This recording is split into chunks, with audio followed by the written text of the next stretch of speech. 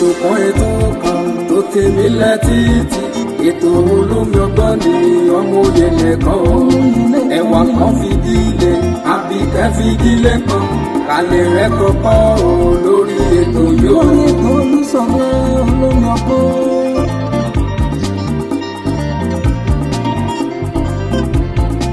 ọmọlé ìwé o ẹ fara yín balẹ̀ kẹlẹ̀ rẹ̀ kọ́kọ́ lórí ètò yóò. àtẹ̀yìn àgbàlagbà ẹ jẹ́ kájọ máa gbọ́ ètò Olúṣọlá ní olómi ọgbọ́n. èyí ni àbẹ̀wò kábíyèsí ọba Aláàfin Ọ̀yọ́ yun His Imperial Majesty ọba Wádé èyí tí wọ́n ṣe sí kábíyèsí ìyẹn ọba Ìgbínẹdò ní ìlú Benin.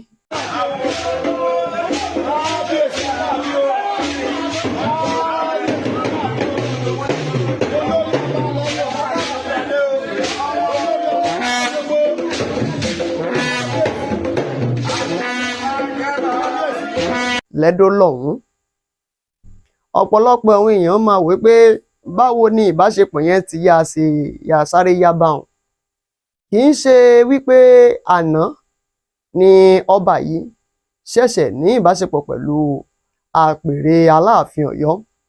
Aláàfin Ọ̀yọ́ àná èèyàn ọba Adéyẹmí ọba Lámídì àti kábíyèsí yìí ló jẹ́ pé ìbádọ́rẹ̀ẹ́pọ̀ wọn ó fẹsẹ̀ múlẹ̀ dáadáa tó jẹ́ pé wọ́n jọ ṣọ̀rẹ́ dáadáa kó tó di pé ọba Adéyẹmí wọ́n wàjà nígbà tí ọba Ọ̀wádé tí wọ́n sì gorí àpèrè bàbá wọn.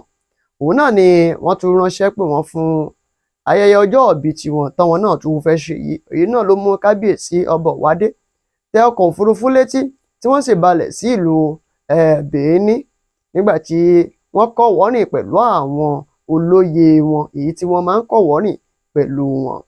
níbẹ̀ ni wọ́n ti ṣe ayẹyẹ pẹ̀lú kábíyèsí Ìgbínẹdò yìí fún ayẹyẹ ọjọ́ ìbí wọn èyí tí wọ́n ṣe.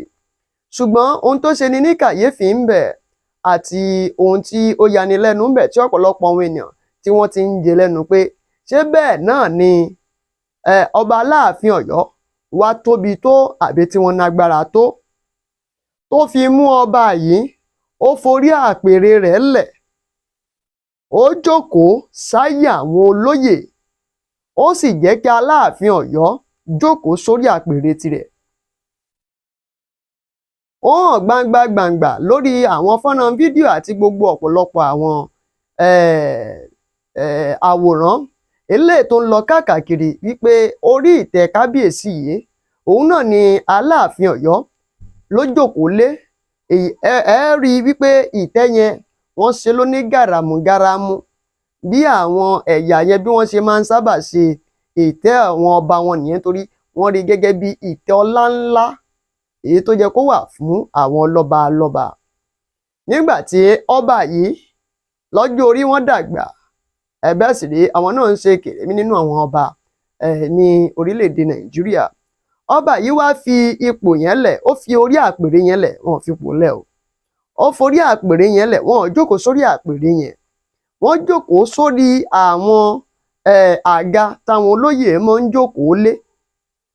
Aláàfin Ọ̀yọ́ ló wá jókòó bí ìgbà tó jẹ́ wípé àwọn ni wọ́n ní àfi bí ìgbà tó jẹ́ pé ààfin wọn gangan òun náà ni wọ́n wà òun nìkan tó ṣẹlẹ̀. ó ti bẹ̀rẹ̀ sí ní wá já ràn-ìràn sọ́tún àti sósìn.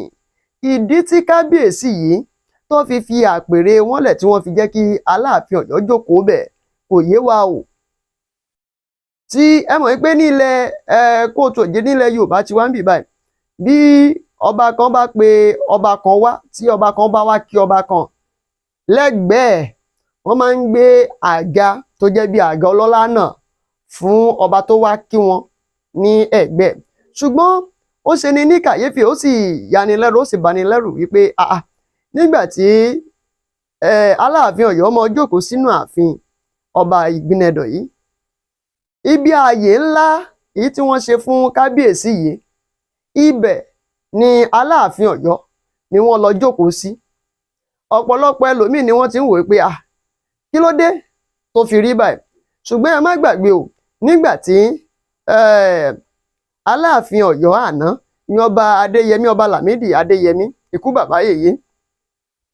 Àwọn náà lọ kí kábíyèsí yìí nígbà tí wọ́n ṣe 80 years kọ́ni àti nígbà tó sọjọ́ òbí. Wọn ò jókòó sí àyélà àpèrè ńlá eléyìí tí Aláàfin ọba Ọ̀wádé tí wọ́n jókòó sí nígbà tí wọ́n lọ kí ọba yìí. Ẹ jẹ́ ń ṣí fọ́nrán fídíò yìí lẹ̀. Lábẹ́ fọ́nrán fídíò yìí òun náà ni ẹ ti rí ibi tí wọ́n tún jókòó sí lóní gàdàmú níbi tí wọ́n ti ń bá àwọn èèyàn sọ̀rọ̀. Lẹ́yìn eléyìí ń tún ṣí fọ́nrán fídíò ibi tí wọ́n ti tẹ̀lé wọn lọ ṣe ìsìn ìdúpẹ́ ní ṣọ́ọ̀ṣì fún yín. Good evening. Distinguished Chief Gabriel Benin, the celebrant today. We have come all the way from Oyo to grant your I personally have to tell you that I feel so excited to be here tonight.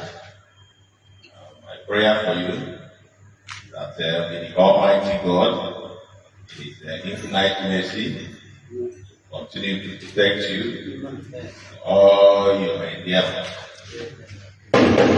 One thing I've noticed, not very many people aging the way you are. You are not just aging, you are aging nicely. You are aging in the name of God. You are aging in riches. You are aging in good health. I'm happy for you. The Almighty God continue to be with you in all your endeavors. Amen. We have come all the way from Oyo. We are very excited to see you. I remember maybe about 2 years ago when I saw your picture, the video involving you coming to the airport, maybe about 5 years ago, when you came to welcome, when you were at the airport, to welcome Alafin. I remember that. It was a very good day. So, and when I was contesting to be the Alafin, I was saying to myself, I said, there will be a day that I'll come and see you. And I'm happy that today has presented itself. I'm really happy to see you. And I pray that you have reached 91 today. Go on to reaching 100 in the name of Jesus. Go on to reaching 110. You go on to reaching 120, 130, 140, 150. In good health. That's my prayer. Honestly speaking, you don't look 91. You are looking 75.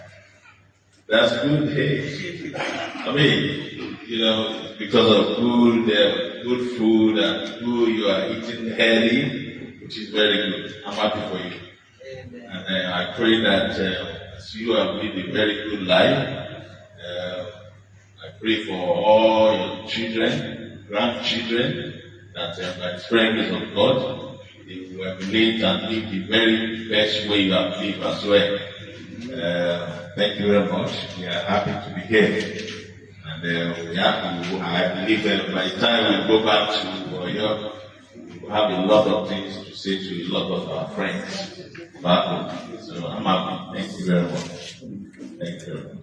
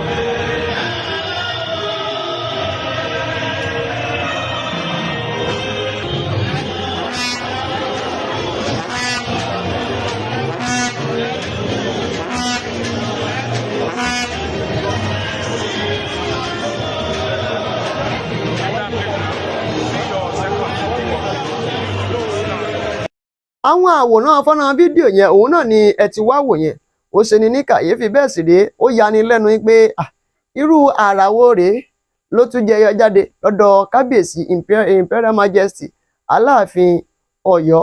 Ẹ̀yin èèyàn fi èròǹgbà yín ṣọwọ́ sábẹ́ comment section. Ẹ má sì gbàgbé láti subscribe sórí ìkànnì Olómi Ọgbọ́n TV tó bá jẹ́ ìgbà àkọ́kọ́ rẹ̀ tí ẹ̀yin wò wá lórí ìkànnì yìí. Títí dìgbà tá a fi pàdé ire ayọ̀ àtàláfíà náà láfi pàdé láṣẹ Elédùmarè.